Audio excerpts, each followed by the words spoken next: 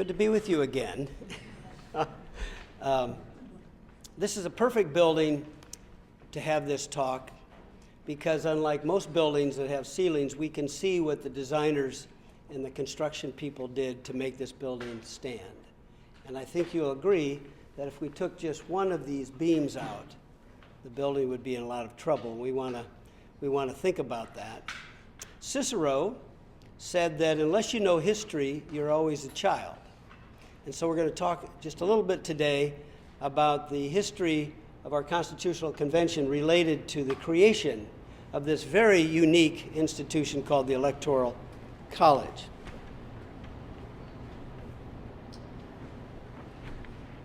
The founders went to Philadelphia in 1787, spent 4 months there because there were problems with the Articles of Confederation.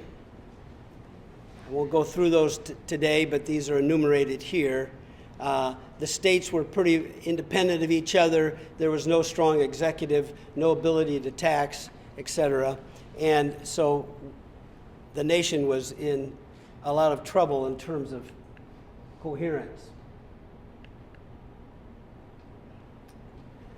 When James Madison arrived in Philadelphia a few days earlier than most delegates, he wrote in his diary, "The central problem we're going to have is one of representation." Because remember, we have delegates coming, 55 delegates from 13 states. How do you represent Boston and Philadelphia and New York, along with North Carolina and Georgia, etc.? These are very disparate regions, different sizes in population, different climates, different economies. Our founders studied history. They agreed with Winston Churchill, who said, "The further you can look backwards, the further you can look forward, because man's nature doesn't change." And so we, just like we listen to Shakespeare plays and still learn, or we read Plato or Aristotle, we learn because man's nature does not change. They looked at ancient Greece and why it finally, its democracy, which was really the first in Western recorded history, why it fell apart.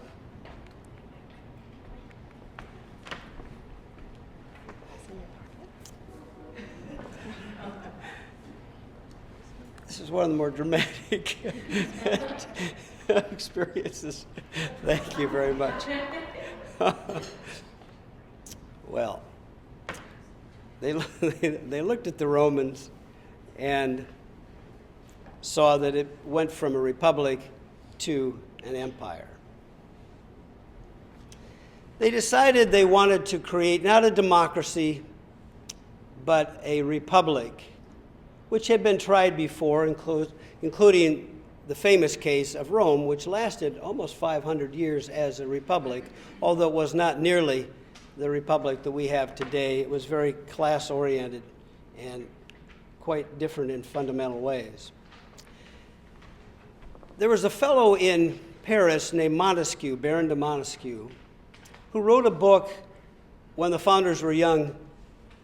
It's called The Spirit of the Laws. It was written in 1748, so we can assume all the founders, at least those at the convention, read this book. And what Montesquieu had studied is why majorities in democracies become tyrannies.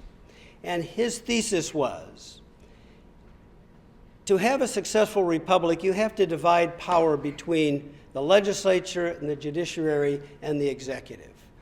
We take this for granted today. School kids will say separation of powers, or more likely, checks and balances. Well, this is really what saves our republic, is this division of powers. So they're competing with each other rather than tyrannizing your lives.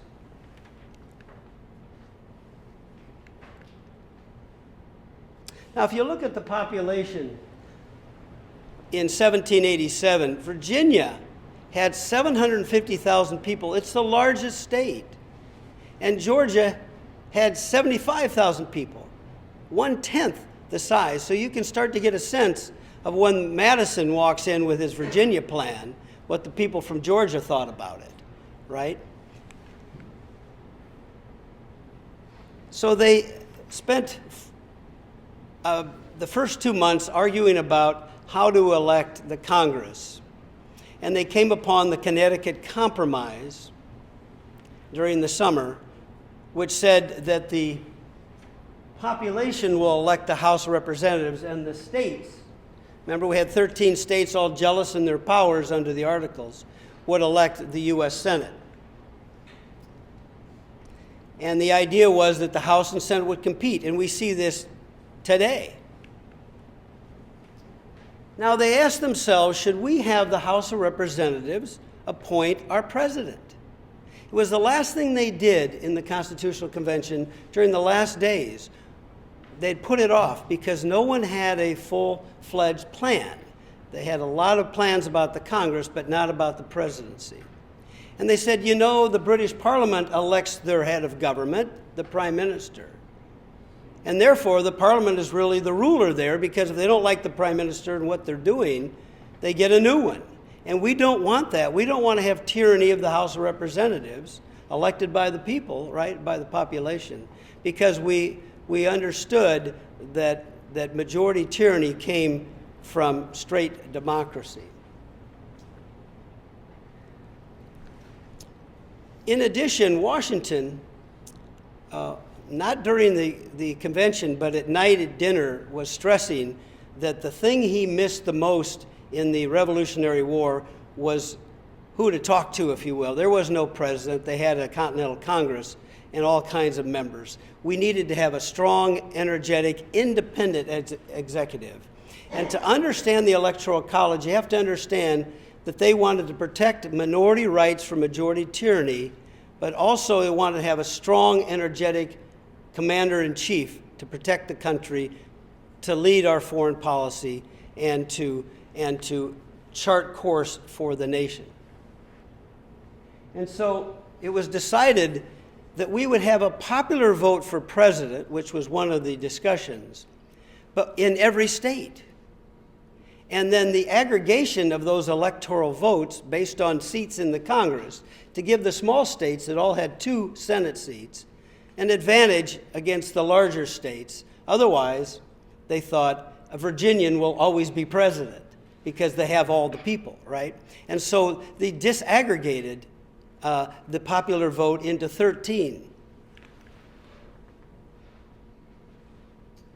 In turn, the Supreme Court, they decided, would be appointed by the president, but the states, through the Senate, would ratify the Supreme Court. Again, this balance of population and states was key to success because the states were so different in size and economy and region.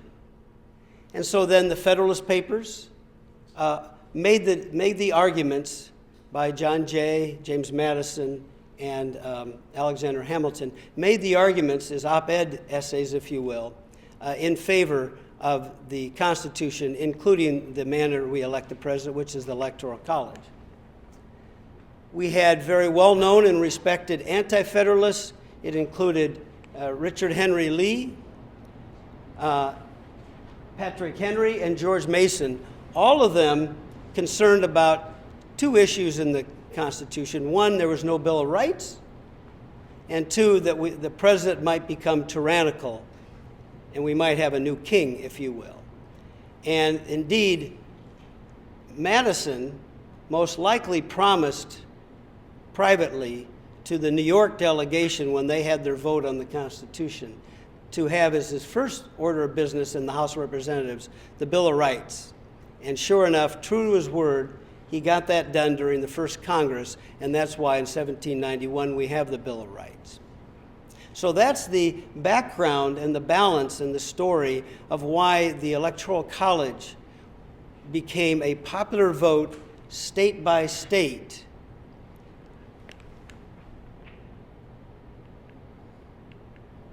Finally, we have this current debate today.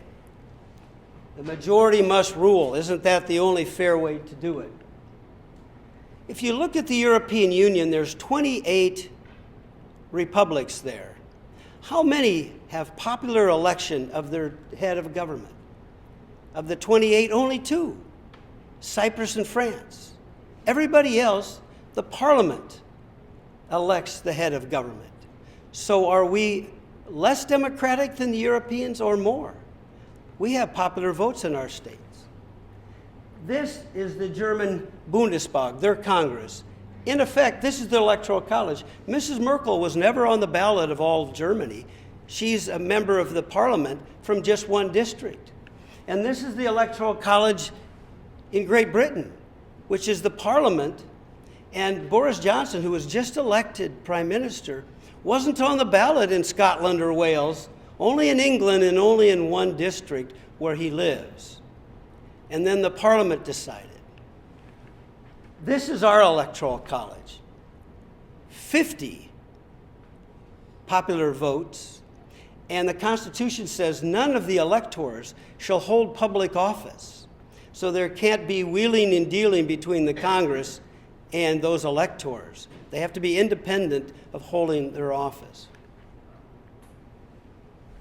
So our founders were complicated because human nature is complicated, having a republic is complicated, and now we have the world's oldest, and I would say the best Constitution, because like this building, it was designed for time immemorial as long as we decide to keep this Constitution the way it is. Thank you.